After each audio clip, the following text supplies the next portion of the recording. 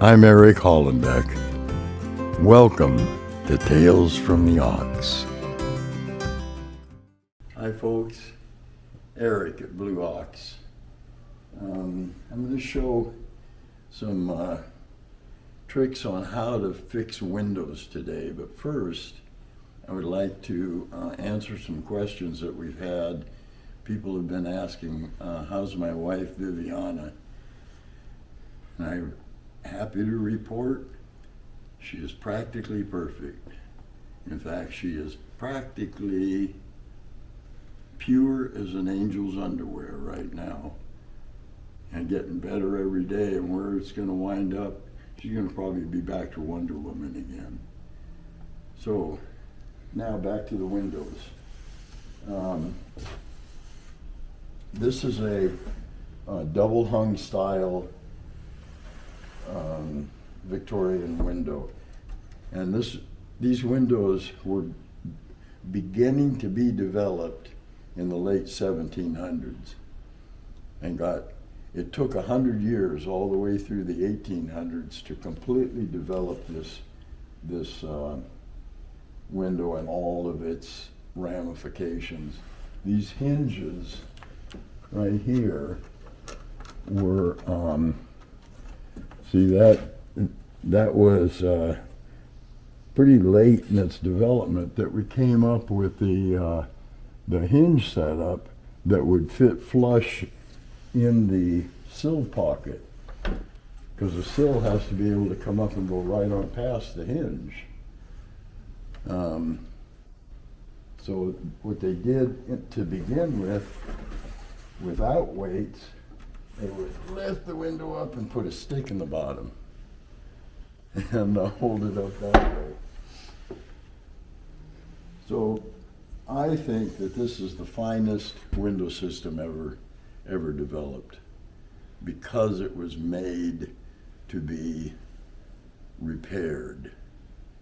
And that's this last week I had 3 different customers come down and ask how could they repair windows, how could they fix their double hung style windows.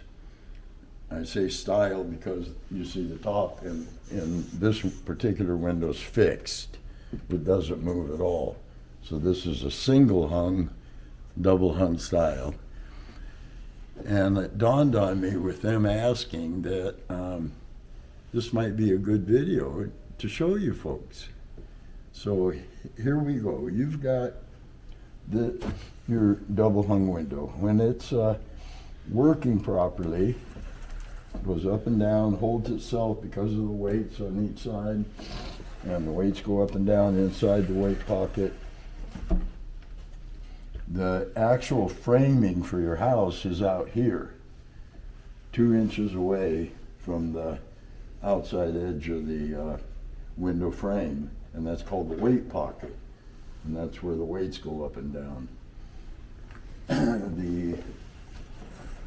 Over the course of time, a couple of things happen. One of them is the ropes break.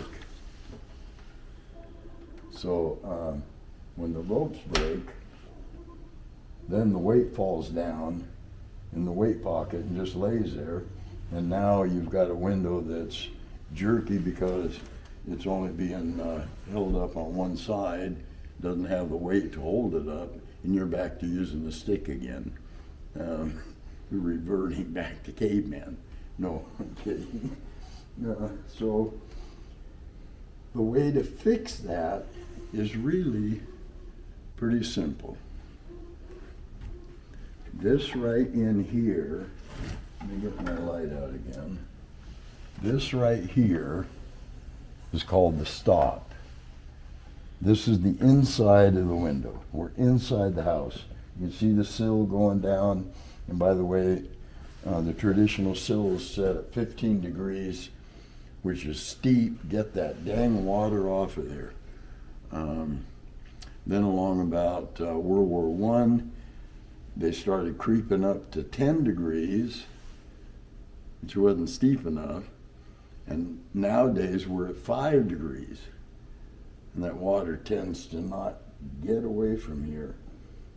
These guys, original guys and gals, knew water, where they knew how to control water.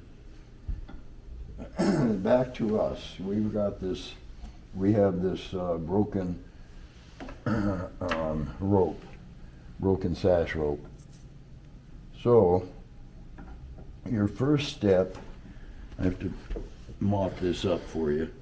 Here's your casing, and the casing does not come flush to the window normally. Normally it's back. There's an 1/8 of an inch reveal. 1/8 of an inch reveal between your casing and the edge. See that little reveal right there? And then, so that's what it looks like, and the casing comes up. Got a corner block, it dies into a corner block here. Casing comes across for that same reveal, dies into the corner block and down. You don't have to worry about the corner block, any of that. You only work one side of the window. The first thing you're going to do, if this window's been painted, and 99 and 9/10% of them have, I want you to take a sharp edge tool, a knife or a tool like this, and I want you to scrape right down here and score that edge so that we don't break the paint away when we open this up. You score the edge all the way down. Depending on how many times it's been painted, we may have to do that a time or two. Then you take your thin tool, could be a putty knife, and you get in between the stop, and we pry the stop out. And that stop is traditionally only held on with 3 nails. One down here, one in the center, and one on top, and they're little nails to facilitate what we just did. Now, we can remove our sash, because you see the sash will come out. And now we have the sash out here. So now that we're in here, we're looking for 2 things. We want to inspect the sash. Is the sash good? And one real easy way to do that is to get you an ice pick, or in my case, you see how pointy I ground the end of my knife? That's to dig splinters out and do what I'm about to do. And you can test and see if you have any punk in, and it's going to start right here. This will be where it starts. If you do have it. And see, we're fine. We already knew that because it's never been outside. So now we know that the sash is fine. Huh. Oh, I did that to show. I remember. Yeah. We know the sash is fine. I have no idea why I made that saw cut in the sash.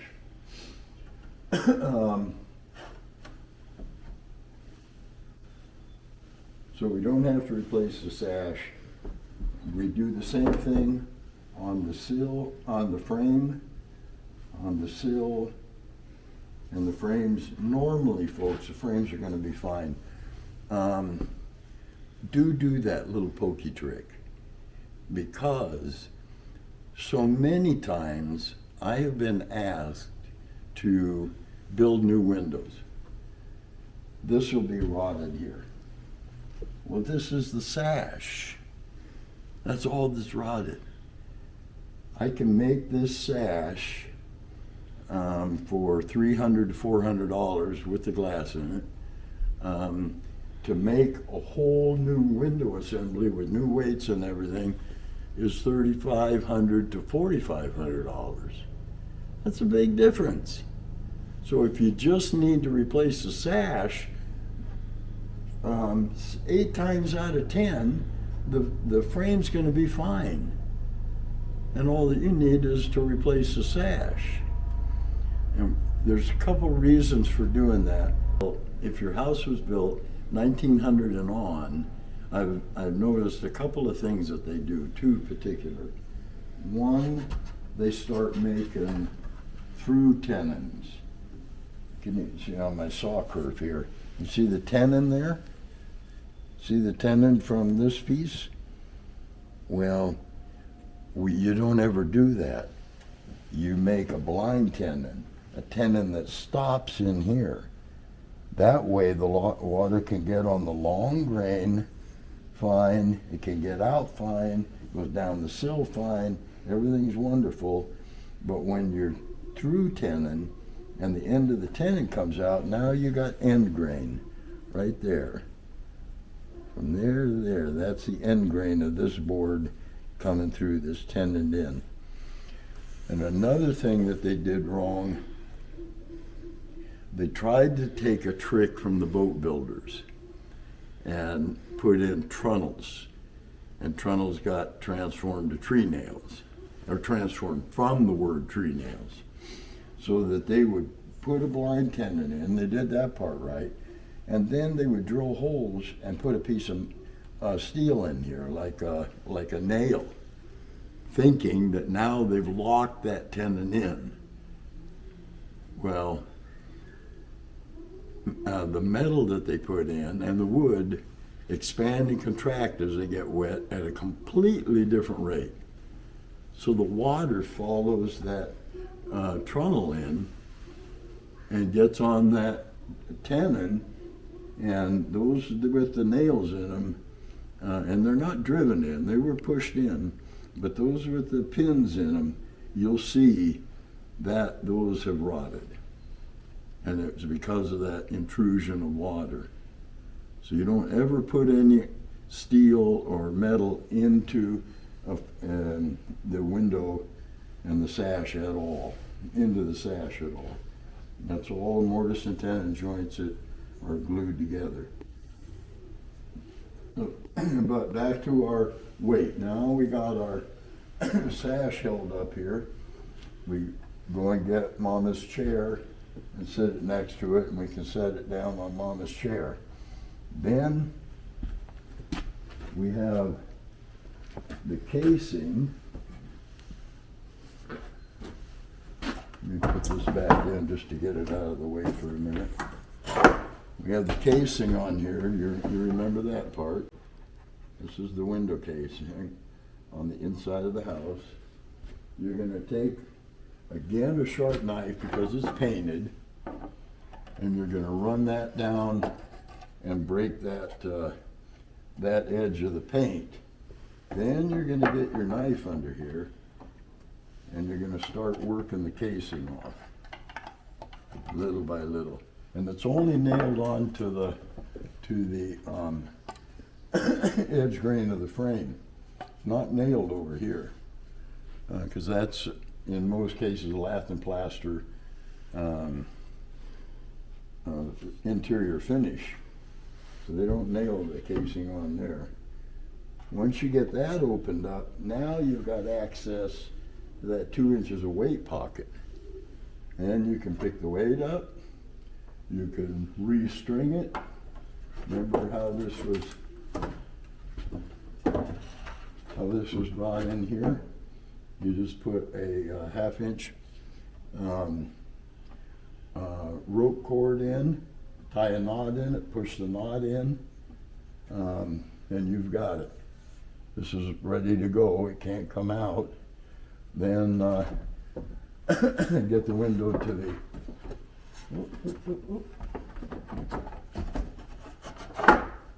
up position. Oh, I do it the down position. I take that back. Get the window to the down position. Pull your, because your rope's all hanging out here, pull your rope tight, tie your weight onto it, and now you're ready to go. Then you put your casing back on, run a little thin bead of paint down there, and and put the stop back in. But before you put the stop in, I told you that it took a long time to develop this window, and it's still developing. What we have come up with in the last 20 years or something is the problem with the stop has always been that it's wood against wood against wood. So you got that rubbing back and forth of the wood wears this edge of the stop and could also wear this edge of the frame until it gets to where the frames start rocking back and forth. Can you see the frame rocking in the wind, and it's letting in, that's way exaggerated, but it's letting in wind, you get it. So what this company has developed, at least this is who I buy it from, you can see that I use the dust on it. So this is resource conservation technology. Resource conservation technology. And here's the little brush right here. No, that's a, this is the little brush right here. Anyway, I'm going to show it to you.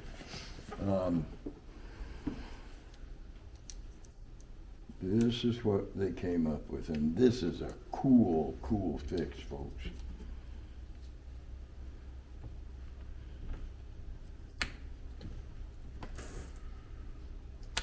Get my finger out of the way. That's why you get your finger out of the way. There it is. So that's the little brush, see? And it has this nylon brush part sticking out. Now, to use this, you have to do two things. Take your old stop, or you make a new one, it doesn't matter, and cut it 1/8 of an inch narrower. You're cutting 1/8 of an inch off here because you have to have room for the brush. Secondly, you stand the stop up and down, run your table saw so it barely sticks up a little bit, and run a saw curve right down the middle of your stop. And then this foot in the brush fits in that saw curve and slides right in. And you saw how hard it was to get out, so it stays there, it locks itself. Now when you put the stop back in,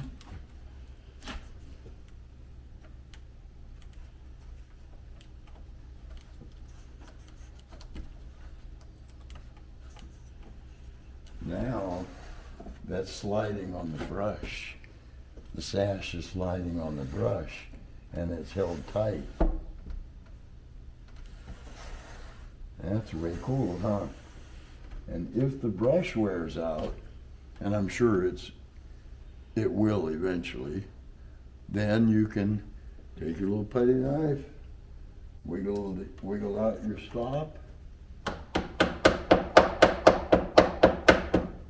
wiggle your stop out, and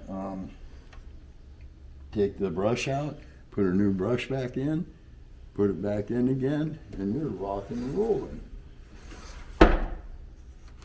And then hammer that in. So that gives you an idea, folks, of how to repair your windows. And please remember, before you come to somebody and ask them to build you brand new windows, take a look and see if you only need the sash. This part, the part that holds the glass and goes up and down. Because 9 times out of 10, 8 times out of 10, that's what you're going to need. You don't need the whole frame. So I hope that helps.